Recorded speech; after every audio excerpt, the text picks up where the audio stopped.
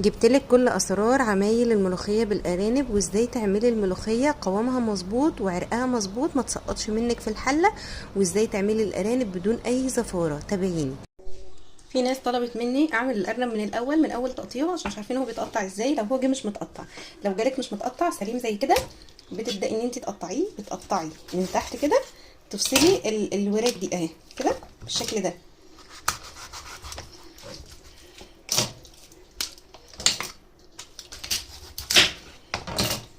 بصي ادي الورك اهو. هتبداي ان انت كمان تقطعيه من هنا. انا بحب اغسل الارانب بعد التقطيع مش قبل التقطيع، يعني انا قبل التقطيع يا دوبك شطفتها كده بس. بصي من الحته دي كده وتقطعي. طبعا محتاجه سكينه تكون قويه شويه وتكون طبعا حاميه. ادي كده الوراك طلعت معايا اهي تمام. هفصل بقى الجزء اللي فوق ده اللي هو الايدين اللي فوق دي. الايدين اللي فوق دي بجيبها من تحت شويه كده زي ما انت شايفه من هنا كده. كده اتفصلت معايا بكل سهوله. هبدا ان انا اقطع دي برضو اتنين. دي طلعت قطعتين اهو. الجزء اللي في النص الطويل ده بقى بنقطعه برضو اتنين بالتقريب كده، يعني ملوش مقياس. كده الارنب طلع معايا 6 قطع. هغسل بقى الارنب بتاعي كويس قوي.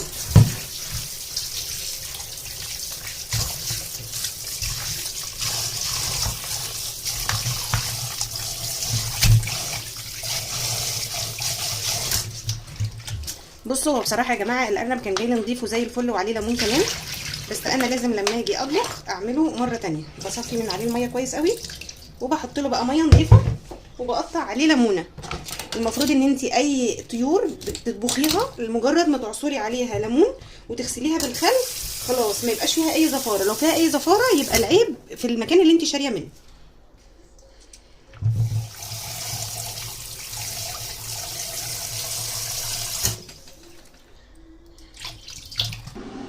انا هحط حله على النار فيها شويه زيت زي ما انتم شايفين يسخن، وهبدا ان انا اشوح فيها الارنب بتاعي. وفي الوقت ده انا حاطه ميه بتغلي في الكتل علشان اعمل بيها الشوربه. انا هسيب الارنب بتاعي يتشوح كويس من كل الجهات، ياخد صدمه على نار عاليه. احنا ما بنهديش النار على اي طير او اي لحوم بنعملها علشان ما تنزلش الميه اللي جواها وتنشف. احنا عايزينها تاخد صدمه من بره وتفضل طريه من جوه. اللون الذهبي اللي بتاخده من بره ده يا جماعه بيخلي طعم الشوربه حكايه، سواء بقى ارانب فراخ اي حاجه بيخلي طعمها حلو قوي. في الاخر كده حطيت البصله معايا عشان انا مش عايزه احمر البصله، وحطيت التوابل ملح وفلفل وبهارات شوربه وشويه جنزبيل. بهارات الشوربه دي انا بعملها على ايدي، شويه بهارات مشكله كده انا قلت لكم عليها في الفيديوهات قبل كده. وبعد كده هدي تقليبه للارنب بالتوابل دي عشان ياخد الريحه بتاعتها.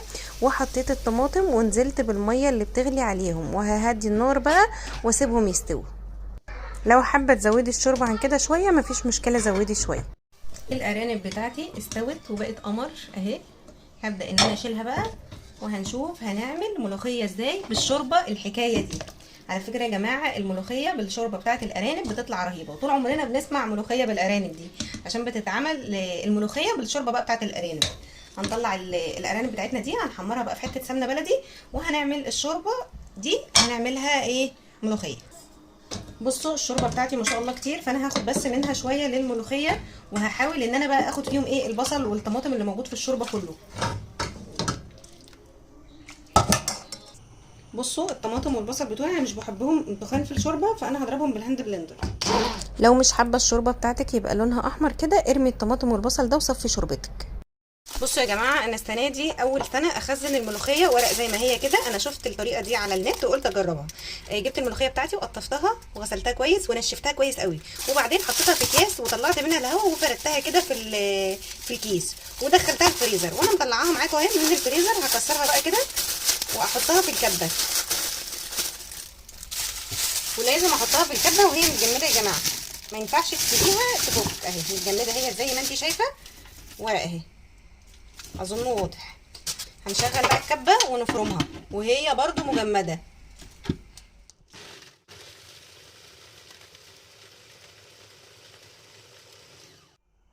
بصي هي لسه من تحت مش احسن حاجه، لسه خشنه شويه. هنشغل عليها تاني.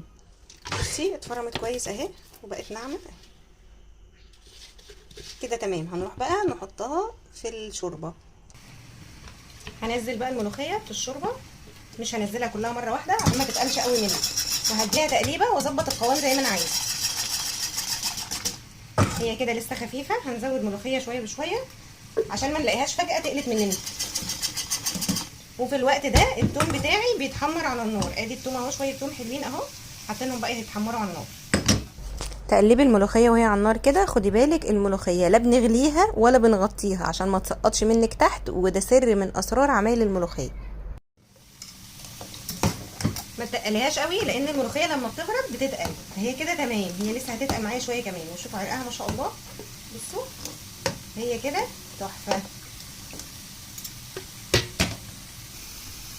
التومه لما تبدا تلون نحط لها معلقه صغيره كده كزبره، ونقلب بقى. عايزين ايه؟ ريحه الكزبره دي تطلع والتومه تاخد اللون الذهبي الحلو. وبعد كده هنطشها بقى على الملوخيه. هي دي طشه الملوخيه، سهله جدا، بس خدي بالك اوعي تحرقي التومه.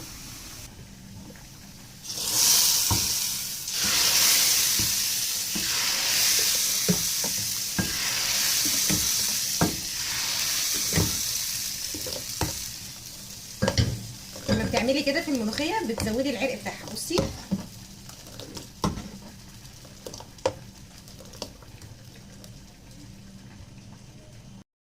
لو عملتي الخطوات اللي انا قلتلك عليها هتاكلي شويه ملوخيه ما حصلوش وشويه ارانب حكايه.